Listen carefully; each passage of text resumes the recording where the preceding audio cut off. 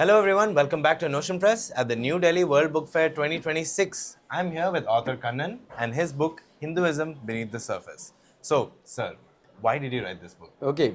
See, most Hindus grow up with a fair degree of exposure to pujas, temples, festivals, but with zero exposure to the spiritual aspects of Hinduism. True. Okay. So, but what happens is when pujas and rituals get completely divorced from philosophy and spirituality, it's only natural that Hinduism comes across as illogical and full of superstitions. Now, as a consequence, what I see is that a significant section of today's educated Hindu youth is drifting away from Hinduism. Some even rejecting it outright, not after understanding it, Right, but before even getting introduced to it properly. right. So that's sad. That's really tragic because in reality, the Hindu philosophy is a deeply logical, what can I say, science, spiritual science. Right. It's like a practical toolkit for happiness, success, and meaningful living. So, my book, Hinduism Beneath the Surface, is my humble attempt Right, to bring that wisdom Right. back to the surface, going beyond religious rituals right. for the benefit of young people like this and beginners. So, it's Super. intended to be an easily readable and relatable Right. basic introduction Right. to Hindu philosophy. I think what you said is very right about when it's rituals and practices, those are just passed down in generations and people see it as some sort of a chore rather than a thing that they do on their Correct. own. So, could you elaborate more on how you tackle that? See, you can ask any random set of Hindus, anywhere, even here, a set of basic questions. Like, why do Hindus worship so many gods? Why do Hindus believe and accept such bizarre, seemingly bizarre and illogical concepts like multi-headed, multi-armed deities, Unscientific. an elephant's head on a human body? Right, Correct? Or for that matter, why do Hindus chant shlokas and mantras, which clearly most of them don't understand? right, Correct? But even when you pose such basic questions, mostly you will either get silence or utterly inadequate and unconvincing true. answers. Okay? But then these are very, very basic and elementary concepts in Hinduism, and these are also very legitimate questions which can arise in the minds of any young man or young woman. And when you cannot answer them convincingly Right, and give logical answers, you're certain to lose the next generation.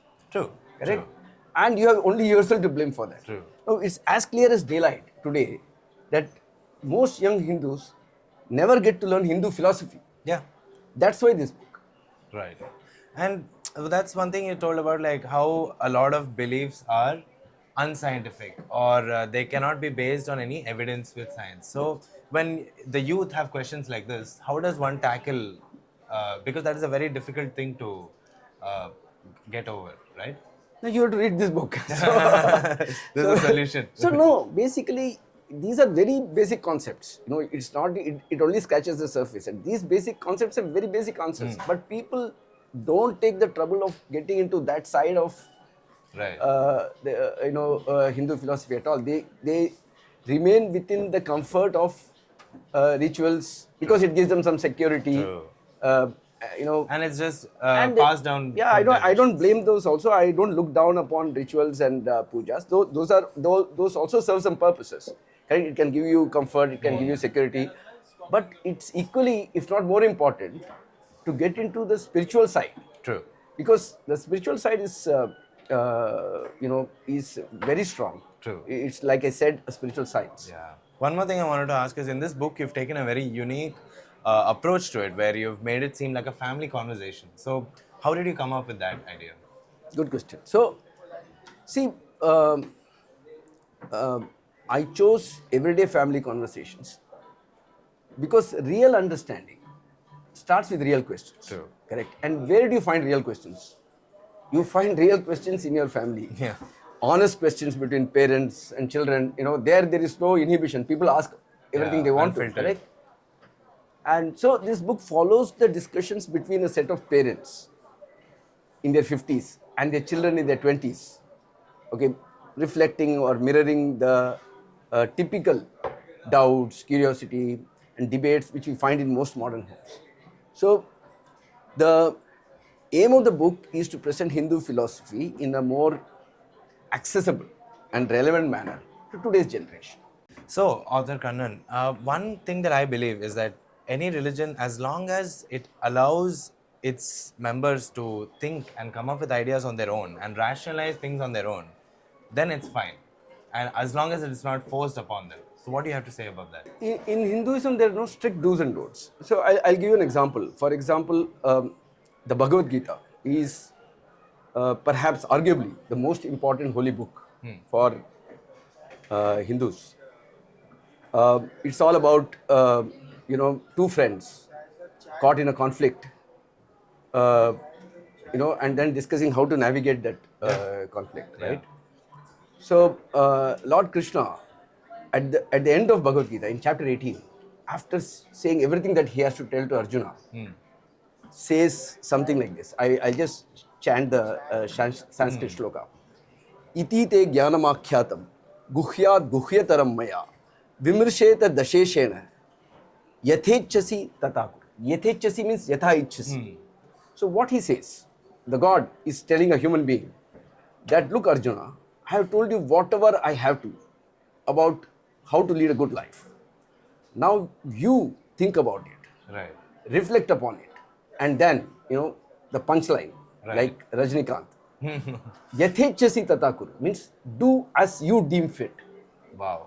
Okay, now when the God says that to a human being, if you look at liberal values in religious texts the world over, I would be surprised if there is something more liberal than that in any text anywhere. Okay, so here you have all the freedom, and there is also the core belief. The foundation of Hindu philosophy is what the Rig Veda says: Ekam Sat Vipra Bahuda Vadanti, means truth is one.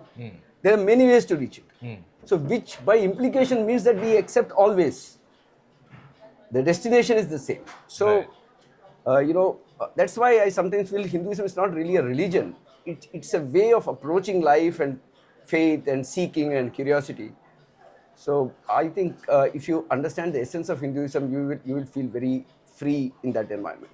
Well said. Well said. Before we end the interview, could you just quickly tell us, if the reader who's going to read this book, what can they gain from it? See, the ancient Hindu wisdom has the power to radically improve how we live, how we think, how we relate.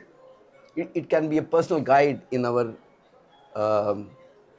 constant quest for success and happiness. That's what we all do. We always want happiness and success. And it can be a personal guide. It can give you inner stability. True. It can make our relationships more meaningful.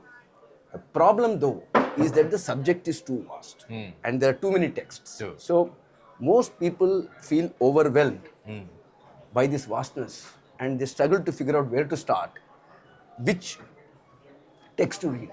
So my book, Hinduism Beneath the Surface, is a structured, and what can I say, beginner-friendly entry point.